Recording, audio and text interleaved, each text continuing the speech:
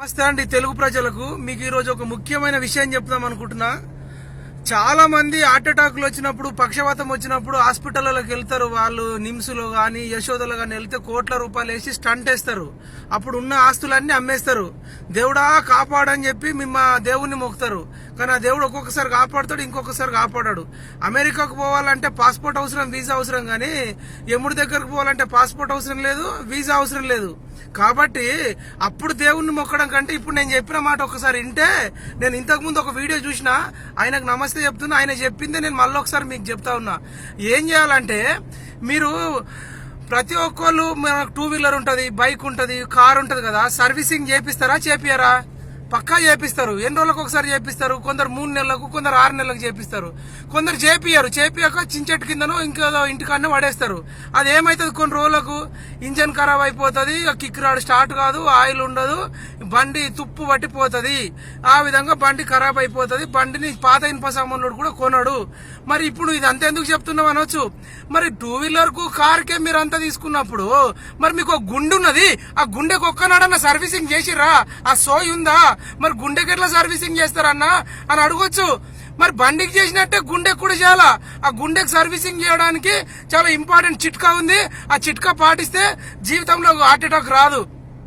Cholesterol check చేయించుకోండి. First of all 200 mg కంటే ఎక్కువ ఉండదు HDL.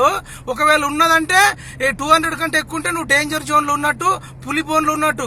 Any time any centre నీకు హార్ట్ అటాక్ రావచ్చు, పక్షవాతం రావచ్చు. కానీ ఇప్పుడు నేను చెప్పేది చేస్తే మీకు హార్ట్ అటాక్ రాదు. కొలెస్ట్రాల్ ఎక్కువ ఉన్న వాళ్ళు ఫస్ట్ ఆఫ్ ఆల్ మాంసం బంద్ చేయండి. చేపలు తినడం మొదలు పెట్టండి. సాల్మన్ ఫిష్ లాంటి దొరికితే ఇంకా మంచిది. ఆ పచ్చ సోన తినుడు బంద్ చేసి తెల్ల సోన తినండి. ఇక వెజిటేరియన్ తింటే ఇంకా మంచిది. ఇక ఇంకేం చేయాలా చిట్కా అంటే, ఈ చిట్కా మంచిగా వినండి, జాగ్రత్తగా వినండి. 2 తమలపాకులు తీసుకోండి. అదేవిధంగా 3 ఎల్లుల్లిపాయలు తీసుకోండి. అదేవిధంగా ఒక అల్లంది తీసుకోండి, ఒక చిన్న అల్లం గడ్డ. తర్వాత 4 స్పూన్ల తేనె తీసుకోండి. ఈ తీసుకొని అంతా మిక్స్ చేసి దంచి రోజు పరిగడుపున పండ్లు తోముకొని, పరిగడుపున అంటే పాస్మన్లతో కాదు, పండ్లు తోమి తినాలా. పండ్లు తోమిన తర్వాత తినాలా. గంట తర్వాత దాకా ఏమి తినొద్దు. ఇట్లా 15 రోజులు చేస్తే హార్ట్ మొత్తం సర్వీసింగ్ అయిపోతుంది.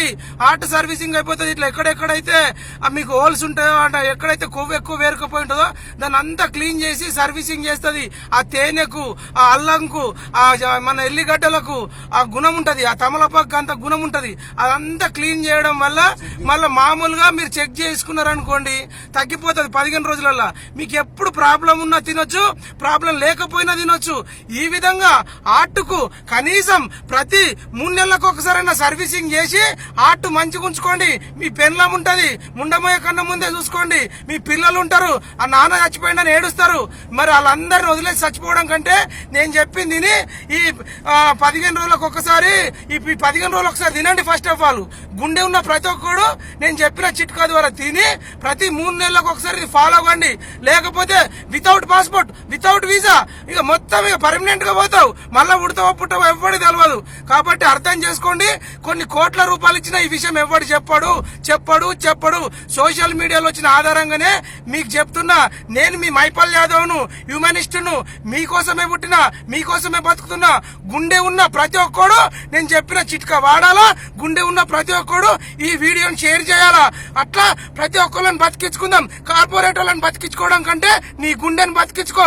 బండిని సర్వీస్ చేసినట్టు గుండెని సర్వీసింగ్ చేయండి. మళ్ళొకసారి అర్థం కాకపోతే 2 సార్లు 3 సార్లు వినండి. 100 మందికి వినిపియండి.